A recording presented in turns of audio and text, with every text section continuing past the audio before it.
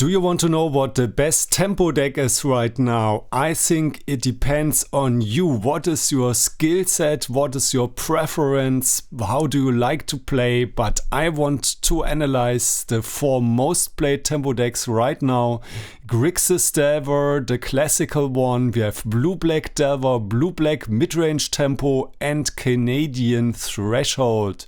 And as of the last 2 weeks of 2025, they are played at 5% for Rug Delver, 4% for Blue-Black Tempo, 2% Grixis Delver, and only less than 1% for Blue-Black Tempo.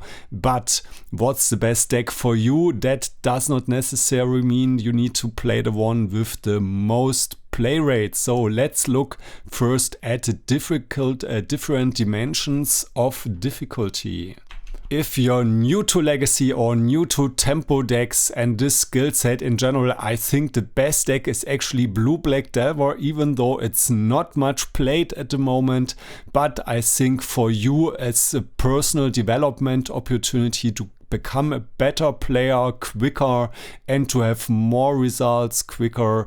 And I think for this deck is actually quite good because it has less elements you need to focus on. It has a rock solid mana base. I mean, not as much as Mono Blue Delver, but I'm not covering this because I never played it. But it has a quite solid mana base. For example, if you play against Red Prison and you know it, you can often fetch 2 basics and are relatively fine. I mean, you still have to keep attention and mulligan accordingly, but it's doable. And also you don't have that many triggers, right? You normally don't play Counterbalance. You don't have Dragon's Rage Channeler. Okay, you have Delver triggers and you have the usual stuff. So this is all relative to Delver decks, right? No Delver deck is really easy, but comparably between the different decks, okay, maybe the tactics are like here, but the strategy is quite simple. It's attack, attack, attack and kill your opponent, and you don't have to think too much about your mana base. If you are in doubt, you don't know, you're new, you don't know if your mono green opponent plays Wasteland or not, most often if you just fetch basics first, most often it won't hurt you. While with Grixis, it's very often if you fetch incorrectly, you lose. But with Blue-Black Delver, I think it's okay. Of course, it's still a Delver deck. You have to identify what is the key spell you want to force, how do you want to cantrip, and so on. But comparatively, I think it's quite straightforward. You play out your threats early, get your basics if you need them in a matchup, and then try to kill the opponent with Delvers and the Goyfs. And now let's go to my personal favorite deck, Blue-Black Tempo, though it's similar to Blue-Black Delver, but while you play Nether Goyfs, I don't cover lists with like 1 days and no Goyfs and 4 Baleful Strix today, that I don't count this as tempo. So I mean lists that often play Kaito, they play 3 or 4 Nether Goyfs and normally around 3 what's called Tamyo. And for me, this feels really natural and I really like it and I have results with the deck. But if I see other people online playing it, I often think they don't make obvious mistakes, but they still lose because they have the wrong strategy. So I think you have to somehow identify your role and really play hard into your role. So it's like similar to Bug Beanstalk a bit. Not that much, but still, like if you play against any of the other tempo decks, I think it's a counter to them. I think you'll win more often than not with this deck against the other decks, against the Delver decks, because your deck is a bit bigger, but not too big to get outmaneuvered. But you have to really play defensively. Like recently I had a game where I just had a Tamyo and 2 lands and I never did anything. Just every turn I just cracked my clue and did nothing because the opponent didn't have a threat on board. And if I watch this deck on YouTube, I often see people, they don't make obvious mistakes, but they make strategic mistakes. They like go too aggressive against Delver and then they lose and think, oh, my opponent is so lucky, they top deck 2 bolts in a row. but they put themselves in this position to lose in the first place, or they're not aggressive enough against control. Like if you know your opponent doesn't play Wasteland, then start with a threat and push the tempo. You can ponder turn 2 to find your second land. They won't Wasteland you. Or even if there's like one Wasteland in a control deck, they probably won't do it. They probably have other things to do if you start with a Goyf or a Tamio. Probably. I mean, it's possible that you lose to Wasteland, but you have to really identify what is your role and play into it hard. Of course, adopt, but this is hard for some people. So depending if it's you, if you say, yeah, I'm really good with aggressive decks and I know like how to stack my triggers and everything, but I'm really bad at identifying role, I just want to attack, then it's not your deck. Then I would say play something else of those three. But if you're comfortable with this, I mean, I don't want to over dramatize it, but I just see it very often. That's the mistakes I notice with people playing online, that this is a thing. But I think if you can do that, then it's actually quite an easy deck. You have a few triggers, like Tamio triggers, but it's not that important when you crack your clues and so on, and you just don't forget your clues, triggers and so on. But yeah, I think this is still quite easy to play. You just have to know what your opponents are doing. So yeah, with those other decks, if you're new, maybe you can say, okay, I just attack, force everything and Wasteland Days and hopefully win. Here you have to know what your opponent's strategy is, because game goes longer. But if you know that, if you have the experience, I think it's actually quite fun, and it has less of those frustrating moments. Like if you have a Delver deck and your Delver gets killed by a Bowmaster, it's often very hard to come back. And it has a stable mana base. I just love this deck. But yeah, I'm a bit biased, so let's continue with the other ones. Okay, so let's go to Grixis Delver. So I think this one is harder with the tactics, because you have Dragon's Rage Channeler, and okay, for the strategy, I think it's more aggressive, so it's easier strategically than this one. So I would put it like here.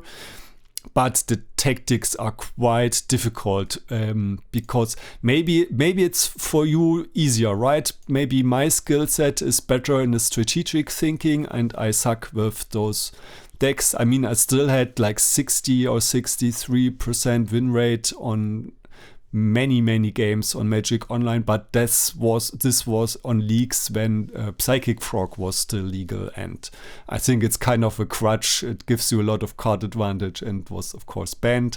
So right now I haven't played Grixis Delver after the Frog ban, and before it was also not my thing, because I think you don't have the card advantage to pick you back up if you fall behind. You have to pressure, so maybe the general strategy is easier if you know that, if you can do that, right? For me, I always try to play for value, and if it doesn't fit, then it's hard. But yeah, if it's your deck, I think you can be very successful with this deck in the right meta game. Like against control decks, you have the DRCs to attack quickly, and like you have Price of Progress if you want. Like if you really want to win against control, you can put 3 Price of Progress in your board, and you have a really consistent damage focus strategy. But yeah, the triggers, for me it's difficult. Maybe you play Delvers for 10 years and for you maybe it's easy, but for someone new, I think it's very hard to think about what your opponent is planning and doing. If you have to think, oh, I have this Dragon's Rage Channeler, so do I surveil it? Do I not surveil this land? Maybe I need it later. Then you have counterbalance, Delver triggers, and you have to stack everything in the right order, and you have to know, okay, with this Dragon's Rage Channeler, I put the Volcanic Island on top. Because probably my opponent plays a creature, then I bolt it, then I can take the other 2 good cards from the ponder and surveil the volcanic away, but then your opponent doesn't play a creature and you draw the card which you don't want. So yeah, I think this is really, really difficult to play. Let's put it here and let's go to Rug Delver. So of course Rug Delver nowadays it's more red-blue Delver with a very small green splash. So from a strategy standpoint, I think it's more difficult than Grixis because you have some card advantage, but it's really, really difficult to find the right spot. Like normally it's better to like play all your other stuff first and then reload later. But there are some spots, like let's say you play against control and you have the intuition that they have multiple Swords to Plowshares in hand. Then maybe you just win with resource exhaustion by just chaining those questing druid adventure sites, Seek the Beast. But yeah, most of the time it's probably still aggressive posture and just use the 2 for reload. The mana base is more solid than with Grixis Delver, but the single tropical is also often very difficult to play with. Like, do you fetch a second volcanic early in case you get wastelanded? Well, then maybe you have 3 questing druids in adventure zone and lose because of that, because you don't draw a fetch land or a tropical. This can happen. Maybe you need to somehow save your tropical with dazing your own spell or something.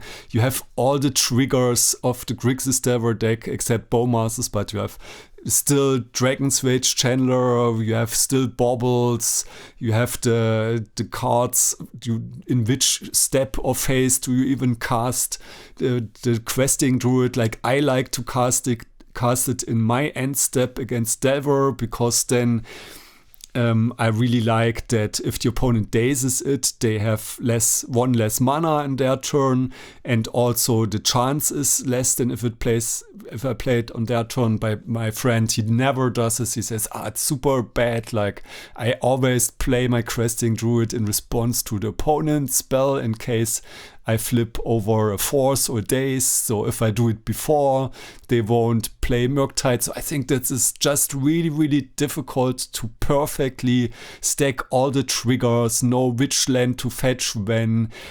And it's really, really strong. I think if you're a really good player, maybe you play Delver variants for a long time, then maybe for you the most of the stuff is natural and you can just focus your mental capacity on optimizing the questing druid. And I mean, you only play 2, so maybe in some games you don't even see him. But for me, I found this is a very, very difficult deck. If you want to buy a tempo deck and you have absolutely none of the cards you want to play in paper, you cannot proxy and you cannot borrow, then they're all very, very expensive. So Grixis is absurdly expensive. So on MTG Top 8 it was shown at around $6,000 on some American card store. I guess on Card Market in Europe it's much cheaper, but still really, really expensive, because you need several underground seas and also volcanic islands. Then you have extremely expensive the blue-black variants, because you need 4 underground seas, and then very expensive. So blue-black, it was shown at around $5,000 on this MTG Top 8 link, and they showed Canadian Druid at 4,500. Of course, you can deduct a lot of that on Card Market in Europe, but still, if you don't have the cards, cannot proxy and cannot borrow, they're all very expensive. So if budget is a concern, even though I don't have it on a list, I would just probably play mono blue Delver, even though I never tried it, but I think for the price it's still very good. As for the matchups, if you want to play in your local store with very few players and you know they're all playing tempo, then I think blue-black midrange is a really, really good choice. None of the variants is really, really bad or really, really good against tempo because, of course, they are tempo decks themselves, but I think blue-black tempo is the best choice because it has the stable mana base, it has the fatal push, it has Kaito often. You can even play a Baleful's Tricks, which is really, really strong, especially against Canadian Druid variant, which doesn't have Bowmaster. You have Bowmaster yourself, which is really good. You have Wasteland against them. Okay, they all have Wasteland, but yeah, I think it's just because it goes a bit bigger. So the Nethergoyf is hard to kill with Bolt. You have your own Murktides. You have Tamio. I think Tamio is a really good defensive card. But this is only if you have, again, the right strategic thinking.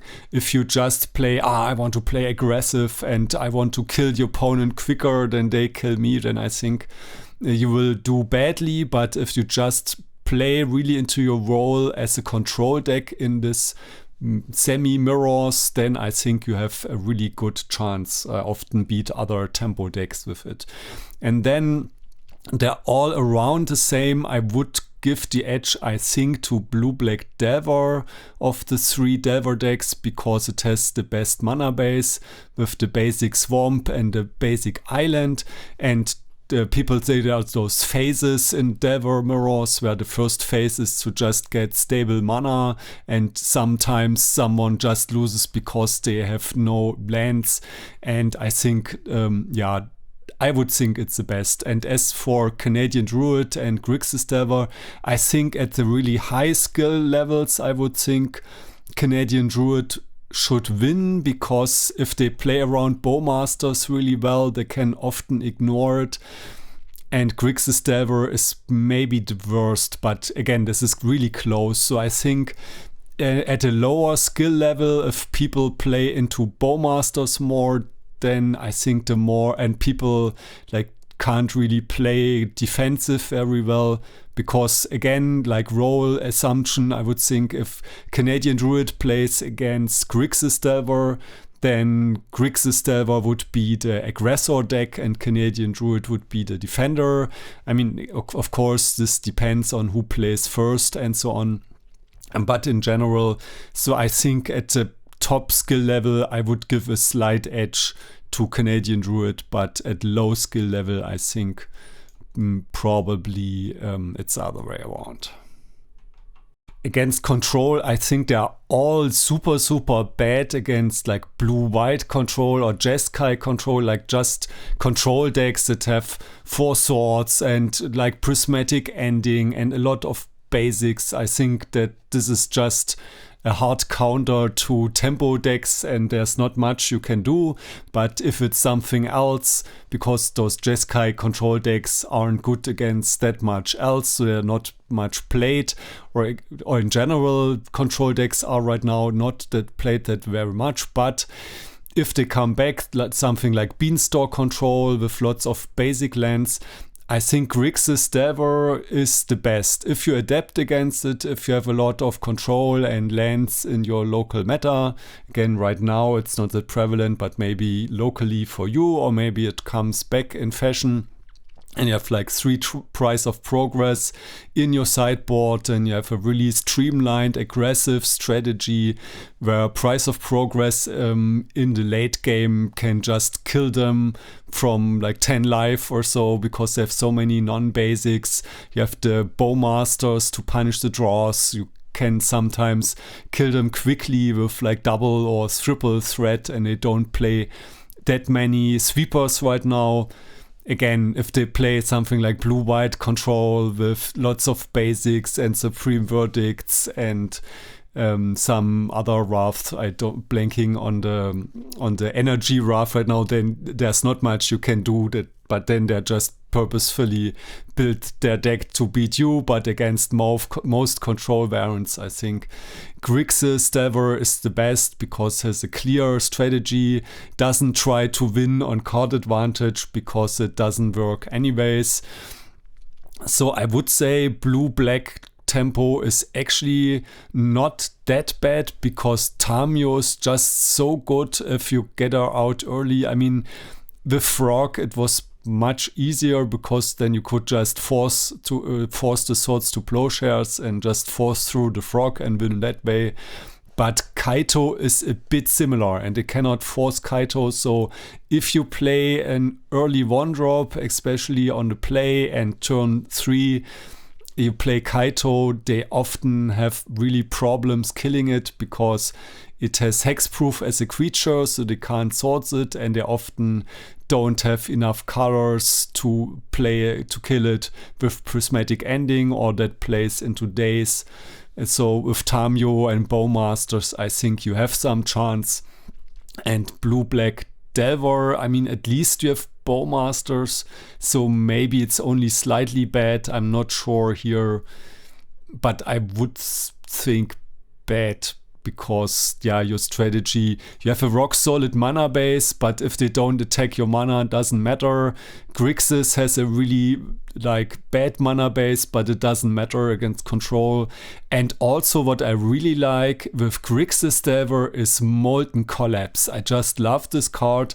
Not all the Grixis Delver players play this, but last time I played Grixis Delver, I think I played 2, because this card, I just love it so much. Like, there's so many problematic cards against you and it's so multifunctional. Like, let's say they play Carpet of Flower is really a strong control sideboard card against Delver, but you can just kill it with Molten Collapse. Okay, you're down 1 mana, but sometimes you get like a Tamio, or you can get a flip Tamio and also a Triumph of St. Catherine at the same time. I mean, it's a dream scenario, it doesn't happen often, but I think this is really good because it's so multifunctional. So that's another plus point. And I think Canadian Delver is the worst. I mean, at least you have maybe 2 Blood Moons or Price of Progress. Maybe you can cheese them this way, but I think your card advantage plan is just not stronger than your opponent's card advantage plan with the Questing Druid.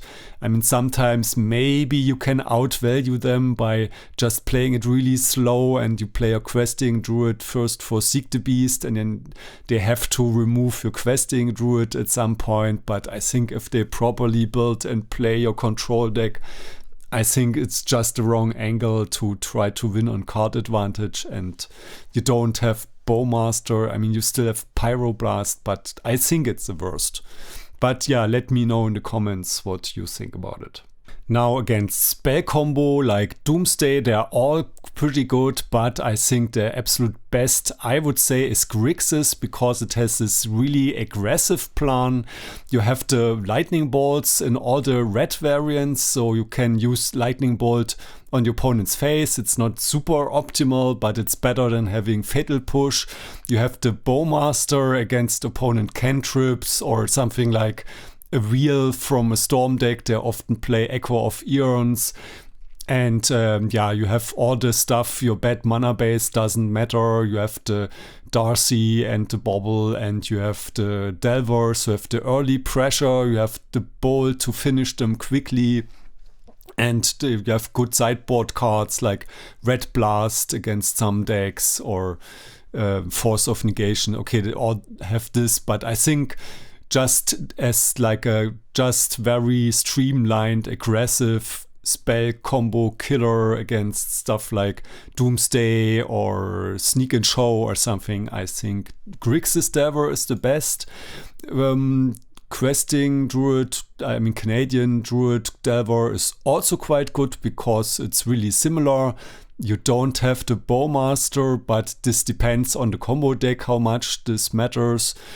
So you have at least the Questing Druid to reload. Also, we often maybe board 1 or 2 out, because that's not what the game is about in many cases. But it's pretty similar. You have the aggressive 1-drops and you have the lightning bolts. And for blue-black Delver, I think it's somewhere between great and good, because you have early pressure, and Then on the other hand, you have 4 Fatal Pushs, which are a bit useless against most combo decks. I mean, some of them are hybrid decks. Actually, there was a time when Frog was legal, there were so many hybrid decks, but I think right now combo decks are like, they are more traditional spell combo decks. Still some have like Bowmasters, but still I think it's clear downgrade to have Fatal Push instead of Lightning Bolt. And I think the clear loser here is blue-black tempo, because you only have Nethergolf, so in some starting hands you don't have an aggressive 1-drop at all, or maybe you have 1 but not 2, so it's almost impossible to kill the opponent really, really quickly.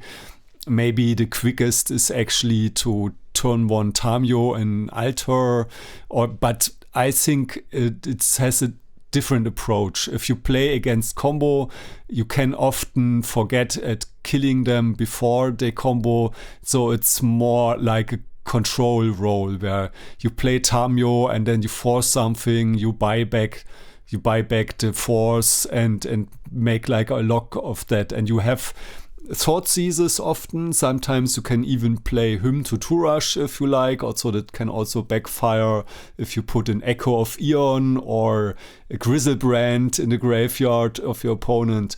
But instead, in general, if you play like 3 Thoughtseize, then it's not bad. It still has a good spell combo matchup, I would say.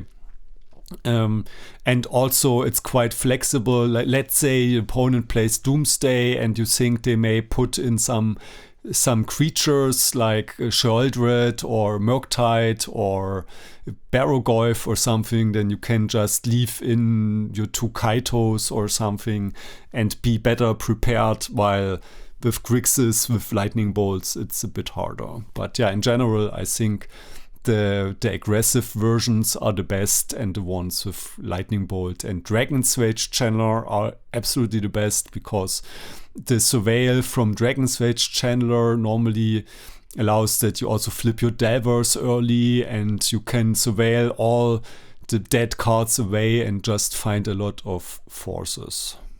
And then there are lots of other matchups like Eldrazi and Painter and so on, but I'm not quite sure how well they stack up, and I don't want to do this video forever, so maybe let's just do one more matchup, so I don't have any more broad category like Ancient Tomb decks. I think in general, like blue-black Delver is not bad, but I guess depends, is it Painter or is it something else? But let's say we fight against Red Prison, then I think blue-black Delver is good, because you have the stable mana base of the 2 basics. And yeah, you have the early 1-drops, so you pressure them, and Nethergolf can also block something and they do damage to themselves. With Ancient Tomb, maybe they have a 1-ring and you can do something with Bowmasters. So I would say Grixis Delvers may be unfavored. I mean, all the Delver decks are really susceptible to Chalice of the Void, so I'm not sure if it's really good against, but I think it could be if you force one of the key spells and then play quickly. I think it should be okay. So blue-black tempo has a lot of cards that maybe aren't that great, like Tamio is often too slow, and don't know if you get Kaito going, it can often stabilize. But if not, yeah, maybe it's hard to get it into play. I think Canadian Delver is actually quite good, because you can often ignore Blood Moon. I mean, you cannot play your Murktide and also your Questing Druid as a creature, but still, if they tap out, maybe get 2 damage and invest their whole turn to play a Blood Moon, and you already have basic island down, I think you are often in a pretty alright spot. So I would classify those 2 as around even, but I'm not sure. So yeah, let's see what you write. I'm interested. I don't want to make this video go forever. There's also like the fun component and the nostalgia component. So we could say this is very flavorful or something. but this depends on you, right? You yourself know what's cool. So for me, for example, I think Questing Druid is a really cool card because it reminds me of Quirion Dryad and also of the old Canadian Threshold decks with Nimble Mongoose and Tarmogoyf. Even though it's a really different deck, you only have one tropical, but for me, I think it's cool, and I also think Questing Druid is a really fun and flavorful and skill testing card, but hey, maybe you think it otherwise. So yeah, you could say this. For me personally, I don't think Blue-Black Delver is that interesting, and also Bowmaster in general, not that interesting. I really enjoy, maybe it's not that much flavor. So from the flavor, but again, this is very subjective. And if you say fun, also it's subjective. So most people I know say Grixis is not fun and Canadian Druid is more fun. I personally find Blue-Black Tempo the most fun because it has less of those frustrating moments where you don't have your basics and lose because of some missed trigger or missed deck trigger or something. But yeah, I think this is all subjective. In the end, I'm interested what you think. So my personal ranking would be probably, I'm not sure about Grixis and Blue-Black Delver, maybe like this. Actually, let's put it like this. In my personal view, for me, I just enjoy playing Blue-Black Tempo because I enjoy going for a more mid-rangey game and I like adapting to the opponent. But maybe if this is difficult for you and you make more mistakes in this and lose because of that, but you're really good at your triggers, then maybe you see it differently. So yeah, I also think Questing Druid is a really cool card. So yeah, tell me in the comments what you think. I hope this was helpful and see you later.